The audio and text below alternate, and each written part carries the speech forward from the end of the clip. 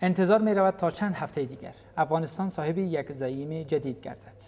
روی دیگر این نکته این است که جناب حامد کرزی رئیس جمهور افغانستان کرسی ریاست جمهوری را ترک خواهد کرد.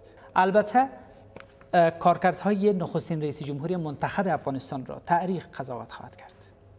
اما با مرور زمان مردم هم به نیکی‌ها، خوبی‌ها و حتما کاستی‌های او خوبتر و بهتر پی خواهند برد. در واپسین روزهای قدرتش جناب رئیس جمهور کرزی لطف کرده و به ما یک فرصت مساعد ساختند تا با ما سخنی داشته باشند. جناب رئیس جمهور سلام بر شما و تشکر از اینکه ما را به حضور خود پذیرفتید. بسیار خوش آمدید. بسیار خوش آمدید. مهربان هستید. اول از انتخابات آغاز کنیم که داغ‌ترین موضوع روز در افغانستان است. با توافقی که بین دو کاندید ریاست جمهوری به وساطت جان کری وزیر خارجه امریکا صورت گرفته، چقدر خوشبین هستیم؟ آیا این توافق بنبست ایجاد شده را کاملا از بین خواهد برد یا به نظر شما احتمال بروز مشکلات هنوز هم محتمل است؟